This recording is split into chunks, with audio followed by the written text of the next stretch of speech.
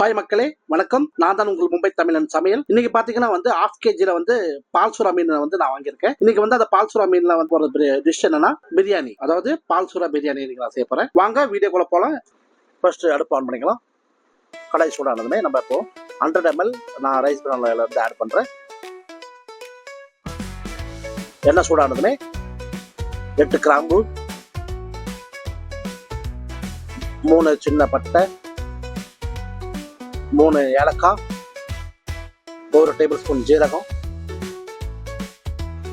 1/2 table spoon கசகசா, இது கூடவே 3 பெரிய வெங்காயத்தை ஆட் பண்ணிக்கோங்க. 3 பெரிய வெங்காயம் போட்டதுக்கப்புறம் நான் ஸ்லைஸ் பண்ணி வெட்டி போட்டிருக்கேன். இது நல்லா வதக்குங்க. நம்ம டிரான்ஸ்பர் ஆகிற அளவுக்கு நம்ம வெங்காயத்தை வதக்கலாம். இப்போ இது கூட நம்ம 1 டேபிள் ஸ்பூன் சில்லி பவுடர் இப்போ நம்ம ஆட் பண்ணிக்கலாம். கொஞ்சம் கொத்தமல்லியும் இந்த நேரத்தில் நம்ம ஆட் பண்ணி ரெண்டுத்தையும் நல்லா கலர் விடுங்க.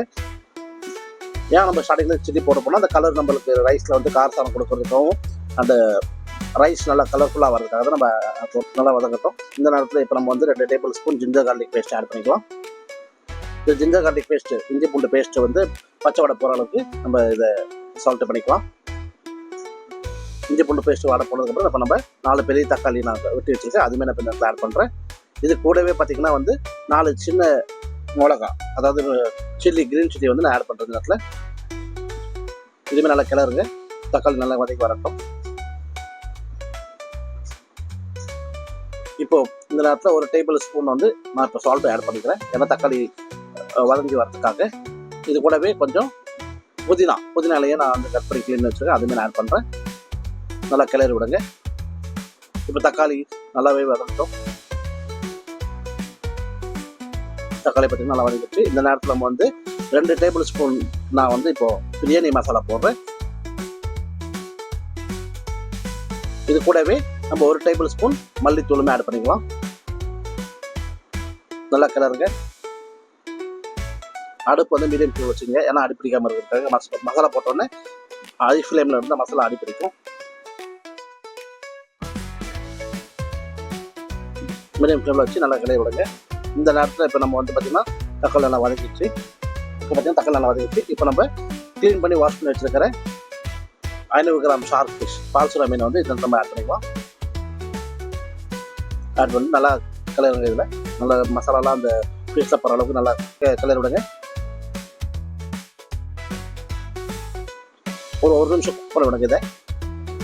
இப்போ இந்த நேரத்தில் பார்த்தீங்கன்னா நல்லா 1 நிமிஷம் ஆகிட்டு இப்போ நம்ம ஹாட் வாட்டர், சுடு தண்ணி, ஒரு 600 ml சுடு தண்ணி நான் நம்ம இந்த இடத்துல நான் ஆட் பண்ணியிருக்கேன். தண்ணி பார்த்தீங்கன்னா நல்லா சூடாயிடுச்சு. ஏன்னா நான் ½ kg பாஸ்மதி ரைஸ் எடுத்திருக்கேன், அதனால 600 ml தண்ணி நான் அதில் ஆட் பண்ணுறேன்.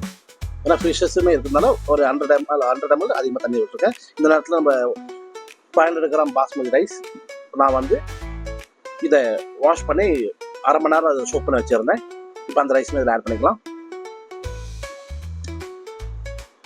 பொறுமையாக கிளறி விடுங்க.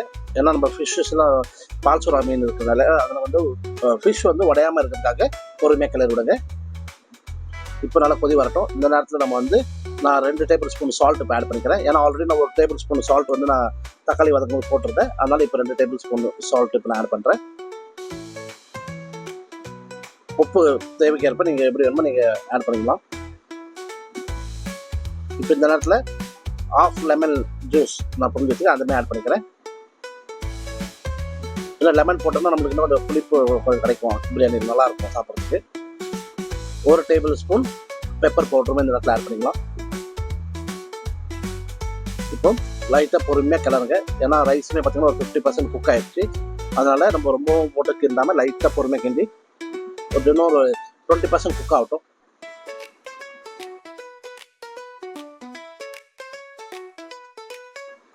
பெரும்பாலும் நிறைய பேர் chicken biryani, mutton biryani, beef biryani சாப்பிட்ருப்பீங்க.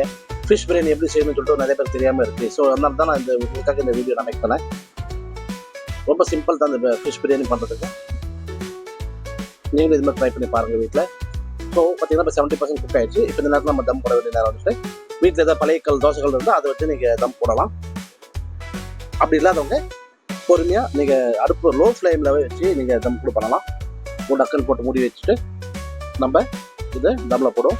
தம் போடும்போது மேலே வந்து ப்ரெஷர் கொடுக்க முடியாது. அதுக்காக நம்ம வீட்டில் நார்மலாக எதாவது பாத்திரத்தில் தண்ணி வச்சு அது மேலே வச்சிங்கன்னா ஒரு 15 மினிட்ஸ் நம்ம தம் வச்சாலே போதுமானது. இது மோஸ்ட்லி சிக்கன் பிரியாணிக்கு பார்த்தீங்கன்னா 20 மினிட்ஸ் நம்ம தம் வைப்போம். இது வந்து ஃபிஷ் பிரியாணி வந்து ஃபிஷ் தான் ஆல்ரெடி சீக்கிரம் குக் ஆயிரும் இல்லையா, அதனால நம்ம ஒரு 15 மினிட்ஸ் தம் வச்சாலே போதும் மீடியம் ஃப்ளேமில். இப்போ தம்முமே நம்ம பிடிச்சாச்சு. இப்போ இந்த நேரத்தில் நம்ம வந்து தம் உடைக்க போகிறோம். தம் எடுத்துக்கலாம். ஓப்பன் பண்ணி பார்த்தா அருமையான சுறா மீன் பிரியாணி ரெடி. பார்த்தீங்கன்னா எந்த அளவுக்கு ரைஸ் உடையாமலும் இருக்குது, அண்ட் ஃபிஷ்ஷோடைய இதுவே பார்த்தீங்கன்னா உடையில அப்படியே நம்மளுக்கு அப்படியே ஃபிஷ் எப்படி இருக்கும் அதே மாதிரி தான் இருக்குது. எந்த ஒரு இதுவுமே உடைஞ்சி எதுவுமே உடையவும் இல்லை, எதுவுமே இல்லை. ரைஸுமே நல்லாவே உதிரியாக இருக்குது. பொறுமையாக கிளறி விடுங்க. ஹாய் மக்களே, பார்த்தீங்கன்னா எந்த அளவுக்கு பிரியாணி அவுட்புட் வந்துருக்குன்னு சொல்லிட்டு பாருங்கள். ரொம்பவே அருமையாக இருக்குது. டெலிஷியஸான பால் சுறா மீன் பிரியாணி ரெடியாக இருக்குது. நீங்களும் இந்த மாதிரி உங்கள் வீட்டில் சமைச்சு பார்த்து டேஸ்ட் அப்படின்னு சொல்லிட்டு மறக்காமல் கமெண்ட் பண்ணுங்கள். மேலும் இதுமாதிரி டிஷ்ஷஸ் உங்களுக்கு வேணும்னா கமெண்ட் பண்ணுங்கள். அதுவுமே உங்களுக்கு அடுத்த வீடியோவில் வரும். இந்த வீடியோ உங்களுக்கு பிடிச்சிருந்தா லைக் பண்ணுங்கள், ஷேர் பண்ணுங்கள், சப்ஸ்கிரைப் பண்ணுங்கள். மறக்காமல் பெல் பட்டனை கிளிக் பண்ணுங்கள். மீண்டும் அடுத்த வீடியோவில் உங்களை சந்திக்கும் வரை உங்களுடன் விடைபெறுவது உங்கள் மும்பை தமிழன் சமையல் ராஜ்.